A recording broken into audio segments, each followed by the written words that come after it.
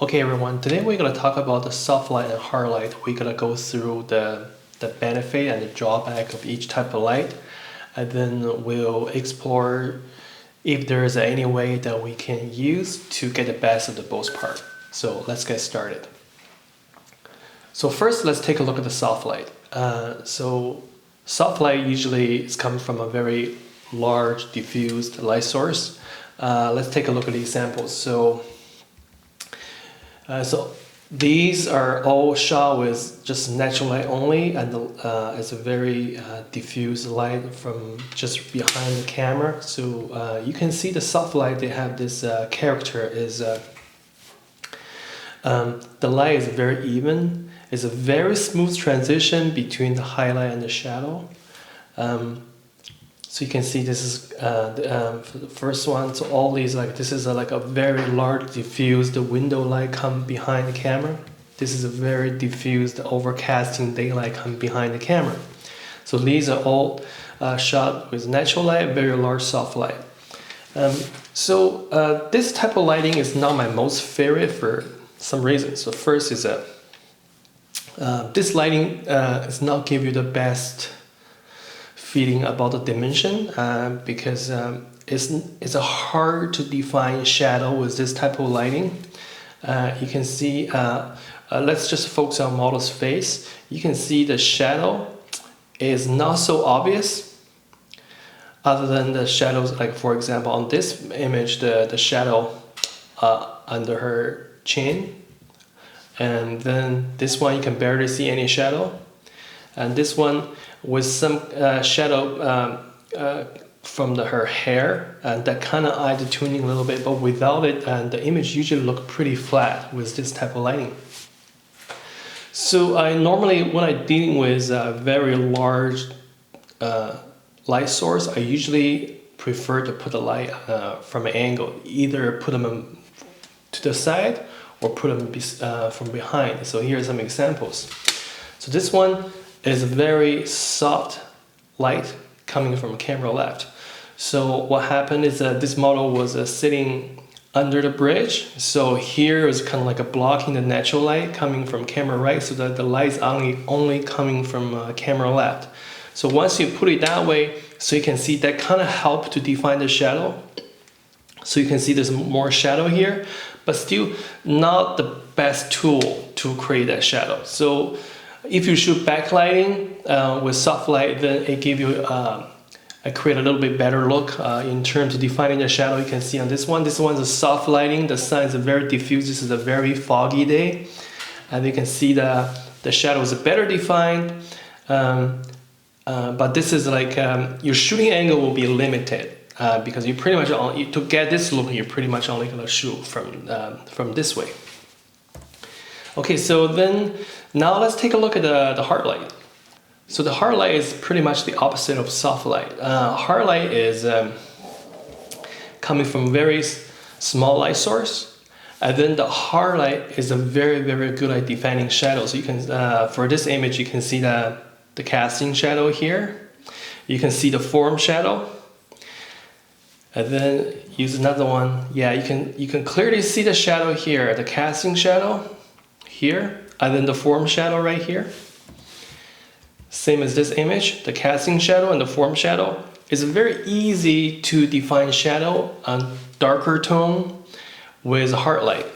And the hard light has another benefit, it's good at showing skin texture. So if we zoom in, you can see it's a really good at defining the skin texture. It's not gonna make the model skin looks too smooth. So this is another one. This is a hard light. This is the hard light is actually coming from just a Bareball Pro Photo B10. Then just pointing directly at her. I use a bond door to control the light spill, so there's not much light to hit the background, so the light can be focused just on the subject. Yeah, again, you can see very well defined the highlight and a very well defined the shadow, and give a very rich tone. Same as this one, you can see the highlight is very clearly defined. That's one way of just showing the skin texture, and then you can see the shadow as well. So that's what the hard light do. Let's compare the soft light and hard light, and then we just put them against the range of value, so we see what each light can give us. So this is a range of value. This has been commonly used on painting and drawing. So basically to make your image more interesting, you need to have a high range of value from darkest dark to the brightest highlight. Highlight will give you a lot of highlight, and the hard light will give you a lot of shadow. But hard light won't give you a lot of definition for the mid-tone. So in the mid-range, hard light is not very good at that. So usually the transition between the highlight and the shadow are very rough. So that's why many people don't like hard light. So soft light is the opposite. Soft light will give you very good transition between the light and shadow, but the soft light has one drawback, is it won't be able to give you the full range of the value. So they either give you this range or give you this range. Yeah, that's the problem with the large soft light.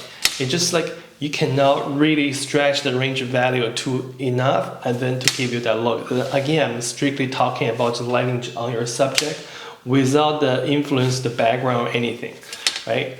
So then we get to a point, is there a way we can have a large range of value and also have a really good transition from the highlight all the way to the darkest shadow? Absolutely, there is a way. So the solution is use a light modifier that's not too large, and they're definitely not as small as just like a point light. So usually what I do is I use a light modifier that's no bigger than 3 feet long, either 1x3 strip box or 24 inches beauty dish. For beauty dish, especially the silver one, is really good at defining the skin texture. I have a YouTube video talking about both the strip box and the beauty dish. Check it out, and then there are some sample image too. But let's talk about that, and then let's take a look at some sample images. That's what you can do that using like a small to medium sized salt box that can give us the best part of both soft light and the hard light. Okay, so take a look at this image. So first thing you can see, you have a very rich dark tones, like the shadows are so well defined, and then look at the transition between the highlight. Very smooth, and then you also can clearly see the highlight as well. And then the skin texture is properly shown. This is using a 1x3 strip box. So the other benefit of the small light modifier is like you have a way less issue with the light spill. Okay, let's take a look at some other examples. Take a look at this one. This is shot with a silver beauty dish. Take a look at the highlight and take a look at the shadows, like how the shadow was rendered versus the highlight, and how the transition between them. Take a look at this one. So let's zoom in. You see clearly the skin texture is clearly defined. You see the highlight, and you see the shadow tone. You see a dark shadow tone right here, and then you see the smooth transition. And look at this one again. The highlight is so well defined. This is something pretty hard to do with a soft light. Soft light is hard to create this like a specular highlight with a soft light unless you make everything overexposed. Yeah, but it's very easy to do with a smaller light. But of course, if you use just the bare ball, what this image is gonna give to you is a very harsh shadow. Not much definition between the transition between the highlight and shadow. But look at this one, you can see it clearly define the highlight. And then look at this one, look at the highlight. Look at the form shadow, look at the shadow. Look at the whole toning in general. Right, same thing, look at the dark tone and look at the highlight. Yeah, this is something very easy to do with a smaller softbox. But if you want to use a large soft light, you won't be able to get this look. You won't be able to get this catch light there. You won't be able to see this clearly defined highlight. Okay, let's see, there's some other sample images. Again, when you look at the image, focus on the highlight, focus on the shadow, focus on the transition between these two. Same thing. The highlight, the shadow, the transition. That's the beauty part of using small light modifier. Look at these two images.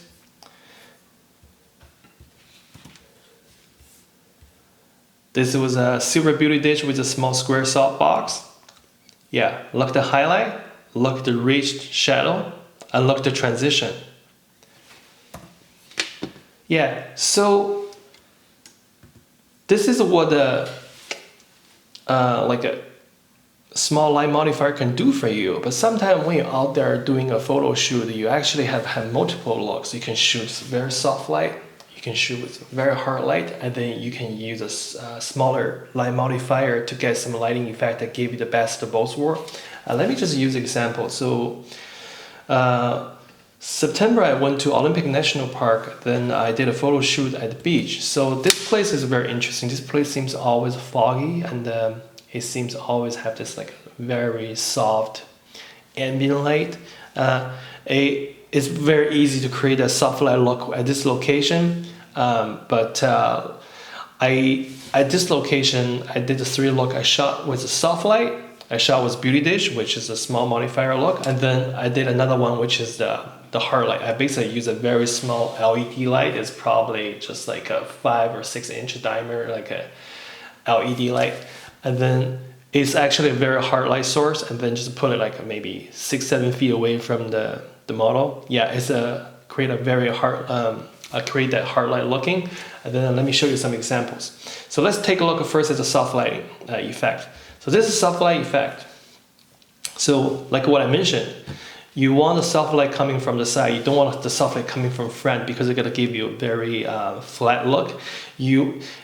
Soft light is very hard for shadows, so that makes it even more important to protect the shadow when you're shooting under the soft lighting. So you can see the light is coming from the camera right, because there's a lot of trees blocking the ambience, the ambient only coming from one side, and then you can still see the shadow right here. Because of that, because the light is soft but it's still directional. And then there are more soft light looking. This is just natural light only, soft light looking. Yeah, just like put your model somewhere, so make sure so that way the ambient light is only coming from one direction, and that direction is not behind the camera, right? And then this is another soft light, ambient light only. The light is actually coming from this image from a camera upper right corner. Yeah, and then same thing, make the light more directional, just soft light looking, and then another soft light looking, same thing, the light is coming from camera left, ambient light only, no flash used, and then we're gonna make some, use a smaller softbox to get create at this case, at this situation, usually we need a smaller softbox to add the highlight and then make the shadow a little bit more richer. So let's take a look at this one. So once we add the flash, you can see the highlights are more obvious. And then because I add the highlight, so I can play with my the exposure and my ambient a little bit, so that actually adds the contrast. Of course, you cannot just like always underexpose your ambient. It depends on the background, it depends on the composition, it depends on what's around your subject. So you have to definitely consider everything together and then make your decision about how you're going to expose your ambient. Then this is another one. Use this flash to add highlight and also make the shadow more obvious. Again, take a look at the highlight right here. These are coming from the flash, and then the midtone was defined by the ambient, and the shadow is coming from the ambient because the ambient is coming from one side, so make the camera right side more shadowy. All right, now let's take a look at what we can do with the hard light. So because I only have one small LED light, it's not that powerful at all. So the only way to use it, make some decent lighting, working together with ambience when the ambience is very dark. So we were shooting after the sunset. It's actually the ambience quite dark. Take a look at this one. So this is a hard light look. You can see the shadows are really well defined, and then the transition between the shadow and the highlight is very rough. But it better define the casting shadow, so actually helps you to create a 3D look. The only issue is like you need to control the toning of the shadow to make sure it's not too dark. That's what's usually the problem when you have with the harsh light. So that's one LED light on camera left.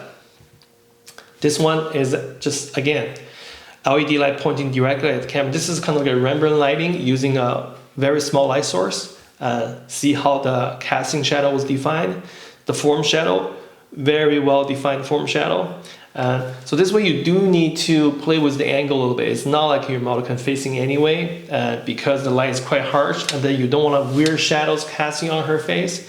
So you definitely need to play with the angle. So this angle, at this particular angle, I have to tell the model you change chin up slightly so there's no casting shadow from the eyebrows or her helmet down to her face.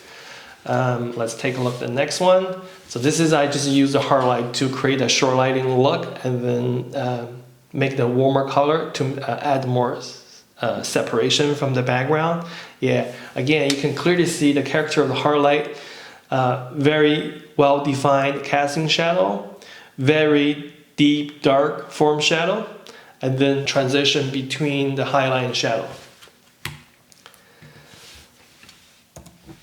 And then, yeah, so that's what you can do using different type of lighting on the same photo shoot. With some practice, you can get a lot of different look within just like 1 or 2 hours of photo shoot. Yeah, take advantage of that and then do some practice and try to shoot different lighting effects on the same photo shoot. Okay, that's about it. Thank you.